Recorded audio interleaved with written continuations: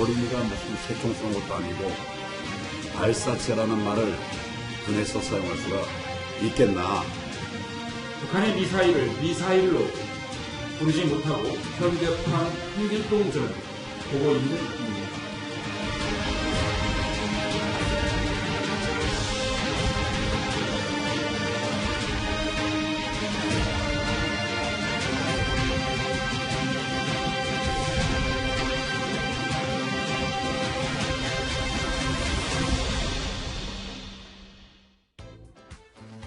조금 전까지 전해드렸던 북한의 이 단거리 발사체 발사를 둘러싸고 이 불씨가 정치권으로 또 튀어서 정치권 공방으로 이어지고 있습니다. 자유한국당은 우리 정부가 미사일을 발사체라고 발표하면서 국민들을 호도하고 있다라고 공세를 하고 나섰고요. 여당 측에서는 통상적인 군사훈련으로 보인다라면서 신중한 입장을 보였습니다.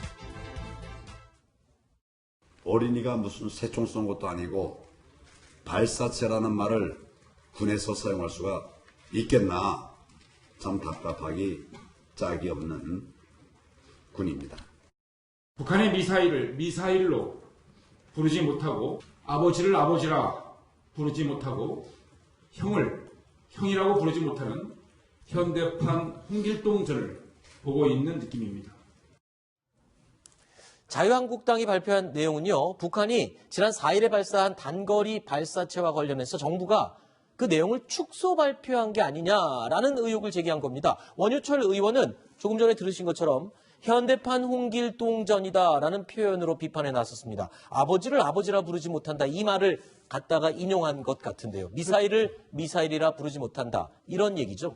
어쨌거나 야당의 이런 비판은 정부가 좀 빌미를 제공한 건 사실인 것 같습니다. 왜냐하면 아까도 말씀드렸지만 합참에서 처음에 발표할 때는 미사일이라고 발표를 했다가 네. 40분 만에 미사일 발사체로 정정을 했지 않습니까? 네. 근데 미사일이 발사체랑 뭐가 다른 겁니까? 그러니까 결국 이제 미사일이라고 하면 지금 네. 탄도미사일이라고 이야기를 하면 바로 유엔제 17285에 위반되기 때문에 네. 바로 유엔 제재의 사항이라는 것이죠. 네. 자, 그렇게 될 경우는 지금 우리가 9.19 군사 합의에 서로 적대행위를 하지 말자라고 지금 합의한 사항도 위반일 뿐더러 네. 사실 9.19 군사 위반, 그러니까 유엔 제재도 위반하는 것이거든요. 그렇게 될 경우는 말장난 아닌가요? 미사일이나 발사체나 쏘는 건 똑같잖아요. 그렇죠. 근데 이제 이게 유도 장치가 있느냐 없느냐에 따라서 상당히 미사일과 발사체는 좀 차이가 있는 것이고 네. 그냥 로켓탄일 경우는 그냥 바로 가서 때리는 거 아니겠습니까? 네. 그러니까 그렇기 때문에 탄도미사일에 대해서는 국제적으로 이제 미국, 북한에 대해서 우리가 규제를 하는 것이거든요. 네. 그렇다면 정부가 좀 국민들 앞에 좀 명확하게 이야기를 했으면 좋겠어요. 네. 사실 9.19 군사합의 때문에 우리가 휴전선 40km 이내에서는 지금 사실 감시도 못하고 있는 상황 아니겠습니까? 네. 자, 그런 상황에서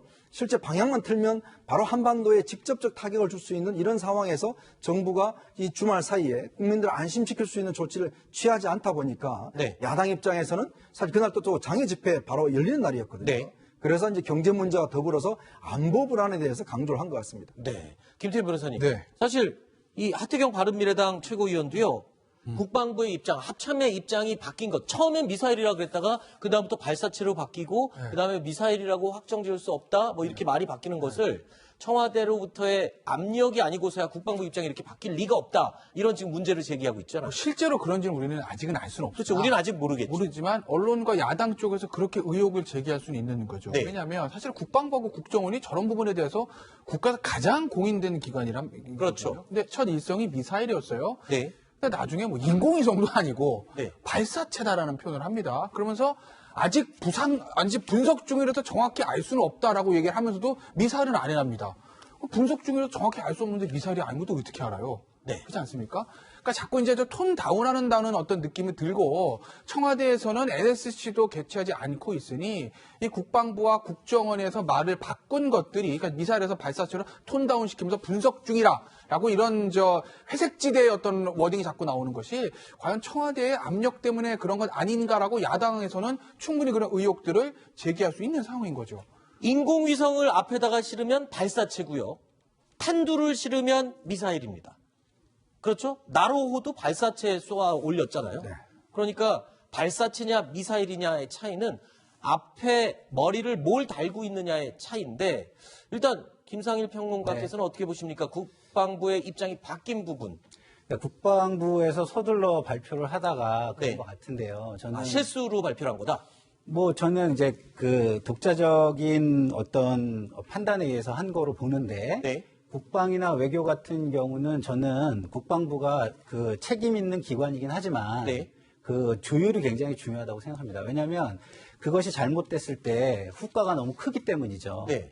지금 같은 경우에 국방부는 가장 중요한 게 억지력을 갖는 겁니다. 네. 이런 뭐 정치적인 효과나 이런 것들을 판단하는 것보다는 국방의 힘, 억지력이 있느냐라는 걸 가지고 그거에 대비하는 게 가장 중요한 기관인데 이런 정치적인 게 섞여 있는 발표를 할 때는 청와대라든가 미국이라든가 조율을 어느 정도 하고 발표하는 게 네. 나을 뻔했죠. 네. 근데 이제 제가 그러니까 좀 정무적인 판단, 정치적인 판단을 한 후에 발표를 한다는 소리로 이해를 하면 되겠습니까? 아무래도 이제 제가 말씀드린 거 국가 전체의 이익을 보고 네. 판단을 하는 게 저는 맞다라는 거죠. 왜냐하면 그만큼 중요한 일이니까. 정확하게 발표를 하는 게 더 중요한 거 아닌가요? 근데 이런 게 있지 않습니까? 모든 정책이라는 게 타이밍이 있어요. 네. 국민에게 정확하게 알리는 것도 중요하지만 네. 국민에게 타이밍을 잘못하거나 잘못 가짐으로써 불안감을 조성할 수도 있다. 헛된 결과로 이게 아하. 이어질 수가 있는 거거든요. 네. 그런 측면에서 보면은 그런 조율 후에 하는 게 저는 낫다고 생각하고요. 그리고 저희가 정말 중요하게 생각해야 되는 건 지금 1번은 평화의 관리입니다. 네. 그래서 평화의 관리를 먼저 생각해야 되고요. 아하. 두 번째가 억지력이에요. 근데 네. 이번에 드러난 것 중에서 굉장히 심각한 거는 저게 이제 새로운 기술 미사일 아닙니까? 그래서 네. 우리에게 억지력이 없다는 게 드러났다는 거잖아요. 그렇죠. 요격이 불가능한. 예, 그 부분이 굉장히 좀 중요한 것이고요. 그리고 네. 세 번째는 우리가 인내를 가지고 네. 상호 의존성을 키워가면서 신뢰를 구축해야 된다는 건데 네. 이제 이런 걸 세 번째까지 가려면 억지력에 대한 안심을 좀 해야 되는 부분이 좀 있습니다. 그렇죠. 그 부분을 좀 정부에서 심각하게 생각하고 국민을 좀 안심시킬 수 있는 방법을 네. 이야기를 좀 해주는 게 지금은 중요하겠다 이런 생각이 듭니다. 여당 측에서도요, 이번에 북한의 단거리 발사체 발사가 부적절했다라고 비판은 하고 있습니다. 그러면서도 한편으로는 북한과 계속 소통을 이어가는 게 더 중요하다라고 강조를 했습니다. 최근 북미 대화, 남북 대화가 이루어지지 않는 가운데 이러한 군사 조치가 발생하였다는 점에서 유감스럽게 생각합니다. 북한은 불필요하게 긴장을 높이거나 상대를 자극하기보다는 하노이 북미 정상회담 이후 잠시 중단된 대화를 통한 평화적 해법에 적극 나서야 합니다.